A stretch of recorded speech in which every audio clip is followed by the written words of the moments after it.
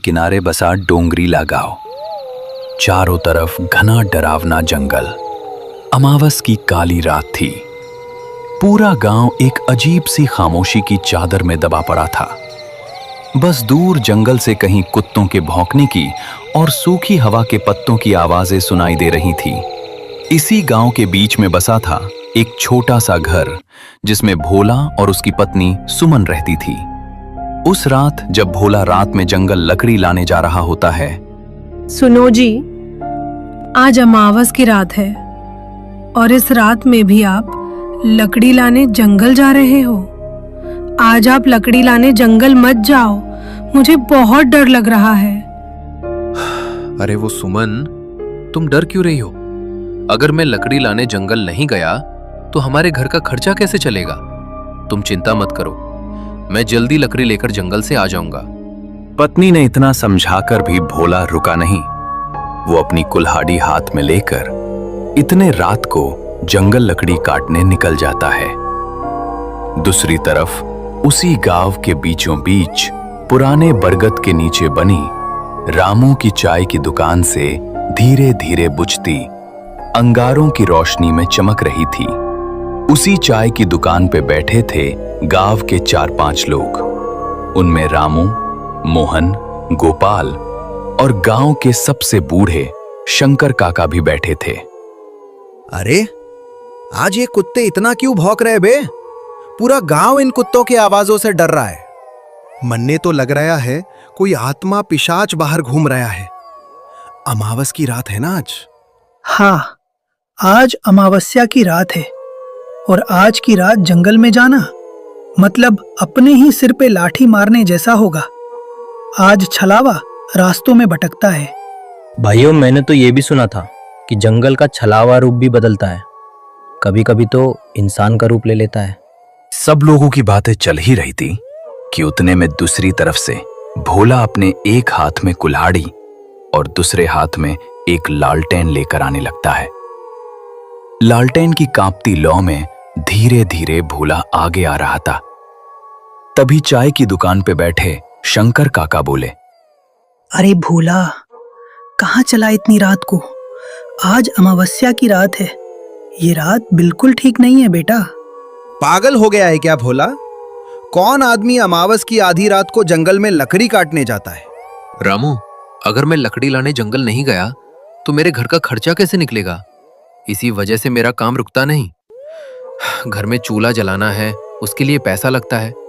पैसों के लिए मुझे मजबूरी में लकड़ी लाने जंगल जाना पड़ता है। हर रोज मेरी पत्नी सुमन मुझे उस जंगल में जाने के लिए मना करती है, लेकिन मैं उसकी बात नहीं मानता। मत जा भोला, आज अमावस की रात है। जंगल में आज कोई इंसान नहीं, बल्कि वो छलावा घूमता रहता है। इतने में एक जोरदार ठंडी हवा चली।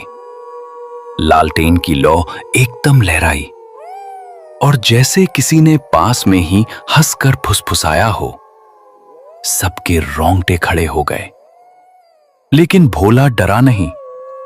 वो अपनी कुल्हाड़ी लेकर आगे बढ़ गया। भोला चाय की दुकान से आगे निकल चुका था।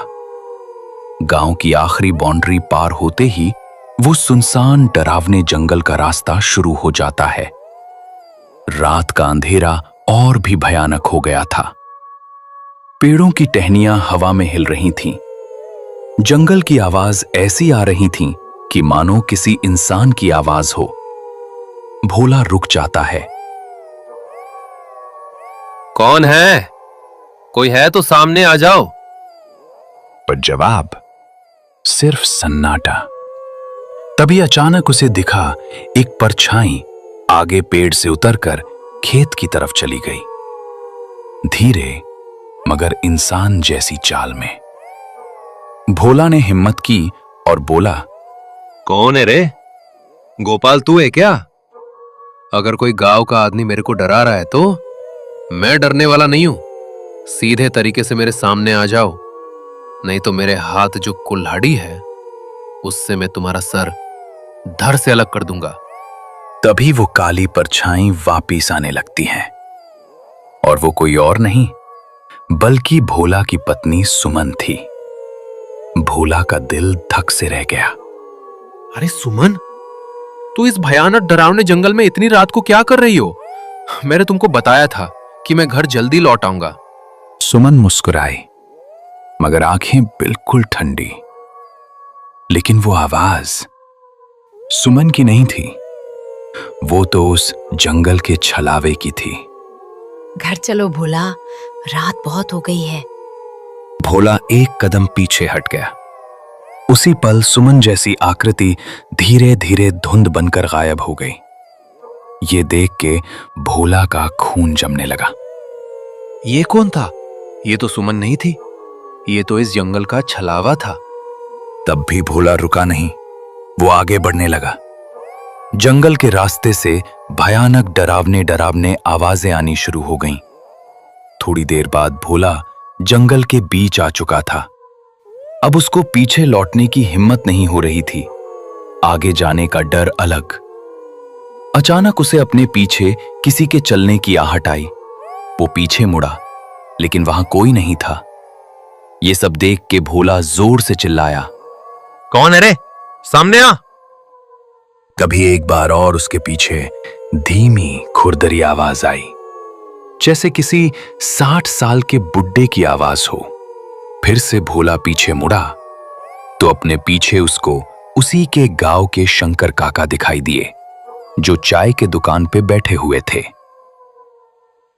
शंकर काका, आप इस वक्त इस जंगल में? आपने तो मुझे जंगल जाने को रोका था, तो आप इस जंगल में इतनी रात को क्या कर रहे हो? मैं तेरा ही इंतजार कर रहा था भोला। भोला, आज तुझे मेरे हाथों से कोई नहीं बचा सकता। आज तेरा शरीर मेरा होगा। ये सब देख के भोला पीछे हट गया। मुझे पता है कि तुम मेरे गांव के शंकर काका नहीं हो। मैंने तुमको पहचान लिया है, तुम एक जंगल के छलावा हो। अचानक शंकर काका का चेहरा पिघलने लगा। आंखें लाल, दांत लंबे और चेहरा किसी दानव जैसा। भोला डरकर कुल्हाड़ी लहराता हुआ भागा। छलावा पेड़ों से ऊपर नीचे कूदता हुआ उसका पीछा कर रहा था। भोला भागते भागते एक पुरानी खाई पर पहुंचा। आगे रास्ता नहीं था, पीछे से छलावे की हंसी। अब भोला के पास आगे जाने का कोई भी रास्ता नहीं था। न भोला पीछे जा सकता था, न आगे जा सकता था। भोला ने कांपते हुए हाथों से अपनी कुल्हाड़ी उठाई और बोला, आ जा, मैं डरता नहीं तुमसे। तुझे जो करना है कर ले। छलावा एक झटके में भोला का रूप लेकर सामने खड़ा हो जाता है। अब इधर भी भोला और उधर भी भोला, एक असली एक नकली। ये सब देख के असली भोला डर जाता है। भोला, अब तू क्या करेगा? अब तो मैंने भी तेरा रूप ले लिया है। अब कौन सा तू और कौन सा मैं? अब तो तुम्हारी पत्नी सुमन भी मुझे नहीं पहचान पाएगी। तभी अचानक छलावा भोला के ऊपर छलांग मारने ही वाला था कि भोला को अचानक शंकर काका की बात याद आई। हाँ, शंकर काका ने मुझे आते हुए बताया था कि छलावा रोशनी को बर्दाश्त नहीं कर पाता। उसके बाद भोला ने अपने हाथ में जो लालटेन थी उसको उठाया और जोर से छलावे की तरफ फेंक दी। जैसे ही लालटेन छलावे के पास गिरी, लालटेन में तेज पीली रोशनी खोने लगी और छलावा दर्द से चिल्लाते हुए पीछे हट गया। वो धुएं में बदलता हुआ चिल्लाया, अगली अमावस मैं लौटूंगा भोला। उसके बाद तुम्हें ये लालटेन तो क्या, तुम्हारे गांव का कोई इंसान भी तुम्हें बचा नहीं पाएगा। ये बोल के छलावा अंधेरे में गायब हो गया। रात के 2 बजे थे। अब भोला के पास लालटेन भी नहीं थी। भोला ने अपनी कुल्हाड़ी उठाई और घर के रास्ते बिना लकड़ी लेकर वापस जाने लगा। थोड़ी दूर चलते चलते भोला थक जाता है। इसीलिए वो एक पेड़ के नीचे आराम करने बैठ जाता है। रात का अंधेरा गहरा हो चुका था। भोला को कुछ समझ नहीं आ रहा था कि अब वो क्या करे। क्या करूं? कुछ समझ नहीं आ रहा है। रात भी बहुत हो चुकी है और मेरे पास तो अब मेरी लालटेन भी नहीं है और इस जंगल का रास्ता भी साफ दिखाई नहीं दे रहा है। ऐसा करता हूं, आज की रात यही जंगल में पेड़ के नीचे सो जाता हूं। सुबह होते ही लकड़ी लेकर यहां से चला जाऊंगा। दूसरी तरफ भोला की पत्नी घर के दरवाजे के पास खड़ी होकर भोला का इंतजार कर रही थी। रात के ठीक 3 बज चुके थे। थोड़ी देर बाद सुबह होने ही वाली थी। तभी सुमन खुद से बातें करते हुए बोलती है, हे भगवान, रात के 3 बज चुके हैं और अब तक ये घर क्यों नहीं लौट आए? उनको कुछ हुआ तो नहीं होगा? अब मैं क्या करूं? घर के बाहर कुत्तों की भौंकने की और जंगल की तरफ से लोमड़ियों की आवाजें आ रही थी। उधर सुमन को नींद नहीं आ रही थी। सुमन सोते हुए भोला को याद कर रही थी। सुमन घर में इधर उधर घूम रही थी। थोड़ी ही देर में सुबह हो जाती है। सुबह होते ही सुमन गांव में जो चाय की दुकान है उसके पास आने लगती है। चाय के दुकान पे वही लोग बैठे थे जो रात को भोला को समझा रहे थे। तभी सुमन चाय के दुकान पे आ जाती है। क्या हुआ सुमन? तुम आज चाय के दुकान पे कैसे आई? सब ठीक तो है ना? नहीं शंकर काका, सब ठीक नहीं है। कल रात को भोला लकड़ी लाने जंगल गए थे, लेकिन भोला जंगल से अब तक घर आए ही नहीं। रोज तो जल्दी घर लौट आते थे, लेकिन आज क्या हुआ तो भोला घर लकड़ी लेकर आए ही नहीं। मुझे बहुत ही चिंता हो रही है। सुमन, तुम चिंता मत करो। अभी हम सब उस जंगल में जाके देखते हैं। उसके बाद सभी भोला को ढूंढने जंगल के और जाने लगते हैं।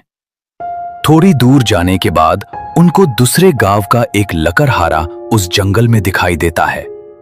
तभी उस लकड़हारे से शंकर काका कहते हैं, बेटा, तुमने किसी आदमी को इस जंगल में देखा है क्या? वो भी तुम्हारे तरह इस जंगल में रात को लकड़ी लाने आया था, लेकिन अब तक वो घर नहीं लौटा।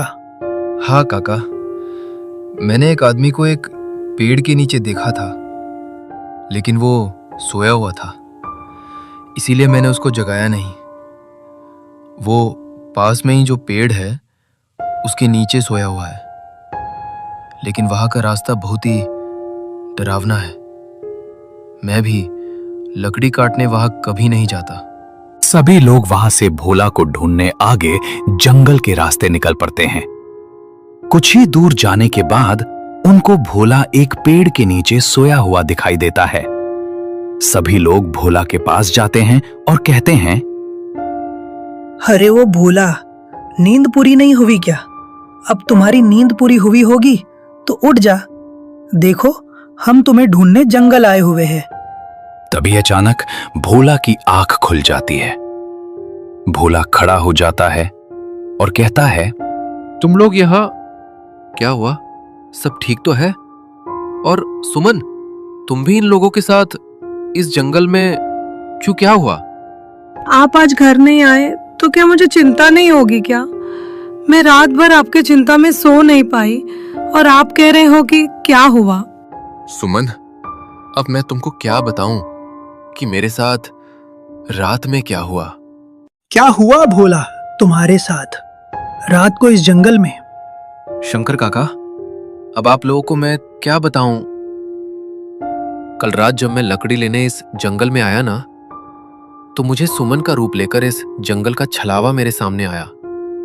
उसके बाद वो गायब हो गया। थोड़ी देर बाद फिर से वो छलावा आपके रूप में मेरे पीछे मुझे मारने आया शंकर काका, लेकिन आपकी वजह से मैं कल रात को बच गया। आपने मुझे चाय की दुकान पे बताया था कि छलावा लालटेन के रोशनी से भागता है। मैंने मेरे हाथ में जो लालटेन थी वो छलावे के ऊपर फेंकी। उसके बाद छलावा गायब हो गया, लेकिन उसने मुझे बोला था कि वो फिर अगली अमावस की रात हमारे गांव आएगा। शंकर काका, छलावा गया नहीं है, सिर्फ कुछ दिनों के लिए गायब हो गया है। इसीलिए हम सब गांव वालों को सावधान रहना होगा। बेटा भोला, तू आज बच गया, पर वो किसी और का रूप लेकर फिर आएगा। अब चलो यहां से जल्दी। तभी सभी लोग वहां से अपने घर जाने लगते हैं।